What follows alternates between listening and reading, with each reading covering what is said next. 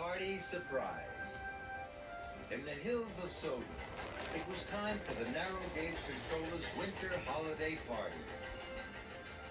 The party was held at his house.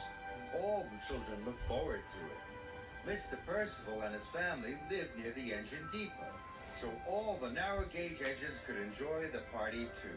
It was the day of the party. Freddie was working with Colin the Crane. They were very good friends. Freddie was excited. This party will be the biggest party ever. Then Mr. Percival arrived.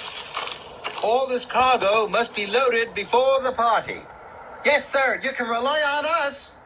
I must visit Mountain Village Station. I will be back in time for Freddie to take me to the party. Yes, sir.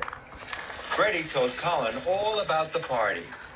There'll be decorations, presents, and a big tree covered in lights. Freddie was excited.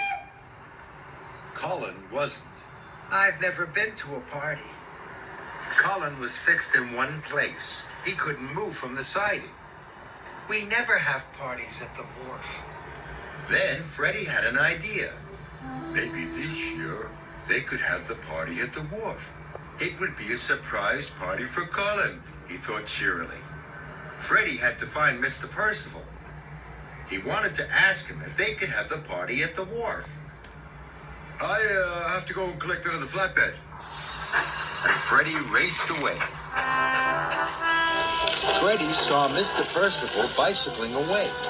Then he saw Peter Sam. He was pulling a flatbed full of presents and colored lights. Those must be for the party, Freddie huffed to himself. I have to stop Peter Sam taking them to Mr. Percival's house.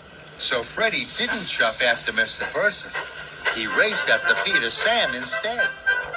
Peter Sam, stop! The party's now at the wharf. Peter Sam was surprised.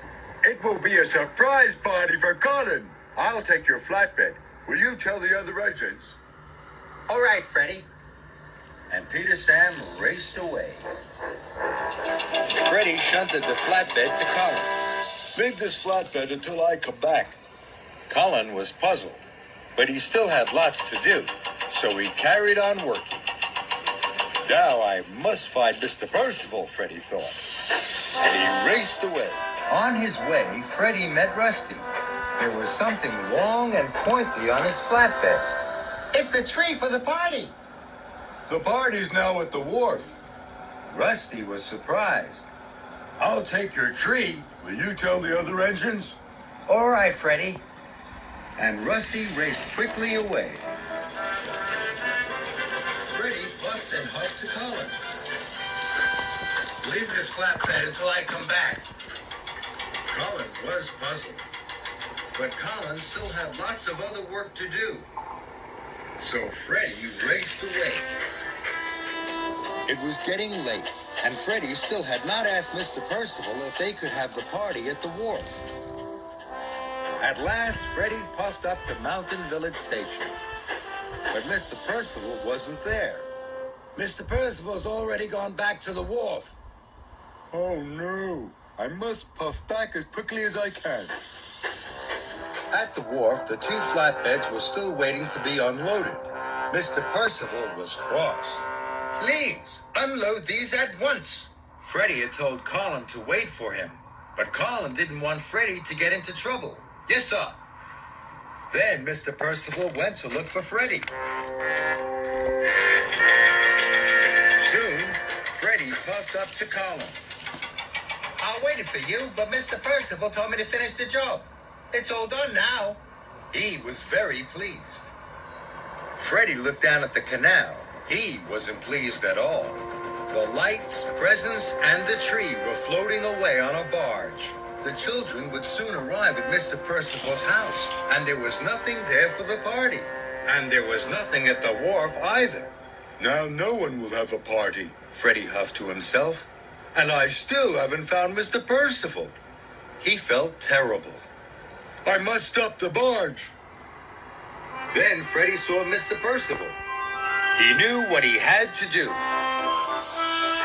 Freddie chuffed over to see Mr. Percival. Where have you been? Freddie told him all about his idea to have the party at the wharf.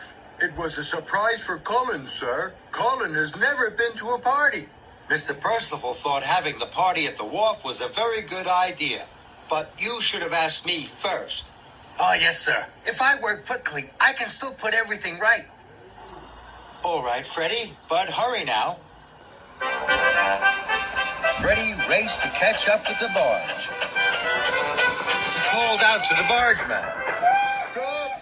Please turn around and go back to Colin. All right, Freddie. Freddie steamed back to Colin. He told Colin all about the party. I wanted to have a surprise party for you.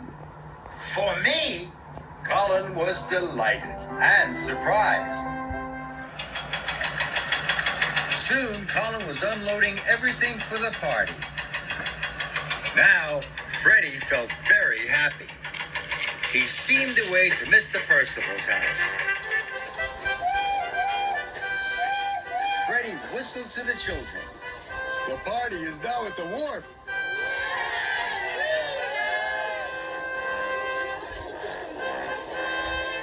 And they whooshed away. All the other engines were waiting at the wharf, even Thomas. Presents were piled high. The tree was covered in lights. And so was Colin. What a wonderful party! Thank you, Freddie! Freddie was delighted. All the engines whistled and tooted. The children cheered and cheered. It was their best winter holiday party ever.